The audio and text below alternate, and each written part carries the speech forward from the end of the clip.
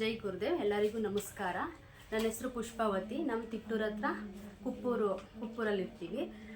ನಾನು ಒಂದು ಶ್ರೀಶಕ್ತಿ ಸಂಘದಲ್ಲಿ ಕೆಲಸ ಮಾಡ್ತಾ ಇದ್ದೀನಿ ಮತ್ತು ಅದ್ರ ಜೊತೆಗೆ ಮೊಬೈಲ್ ಬೇಸ್ ಅಪ್ಲಿಕೇಶನ್ನ ಪ್ರಮೋಟ್ ಮಾಡ್ತಾ ಇದ್ದೀನಿ. ನನಗೆ ತುಂಬ ಬೆನ್ನು ನೋವು, ಉಸಿರಾಟ ಸಮಸ್ಯೆ, ಕೈಕಾಲು ನೋವು ಜಾಸ್ತಿ ಇತ್ತು.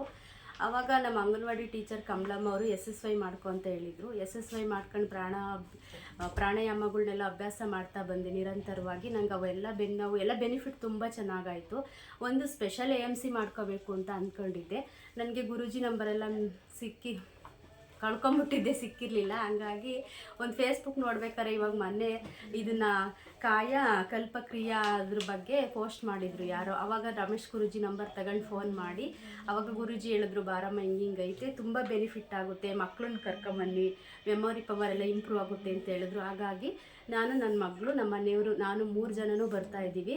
ನಮಗೆ 5 ದಿವಸದಲ್ಲಿ ತುಂಬ ಬೆನಿಫಿಟ್ ಆಗೈತೆ. ನಮಗೆ ರಾಜಗುರೂಜಿ ನೀಡ್ತಿರೋ ಜ್ಞಾನದಲ್ಲಿ ಏನೋ ಒಂಥರ ಹೊಸತನ ಕಾಣಿಸ್ತಿದ್ದೀವಿ.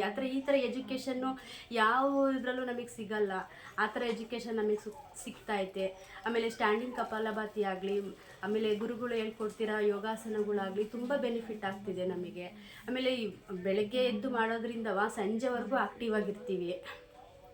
ಅಂದರೆ ಇವಾಗಲೂ ಯಾವ ಸಮಸ್ಯೆನೂ ಇಲ್ದಂಗೆ ತುಂಬ ಚೆನ್ನಾಗಿದೆ. ಆಮೇಲೆ ಮನ ಪರಿವರ್ತನೆ ಅಂತಾರಲ್ಲ, ಆ ಥರನೂ ಮನ ಒಂಥರ ಬದಲಾದರ ಸ್ಥಿತಿಲಿದೆ.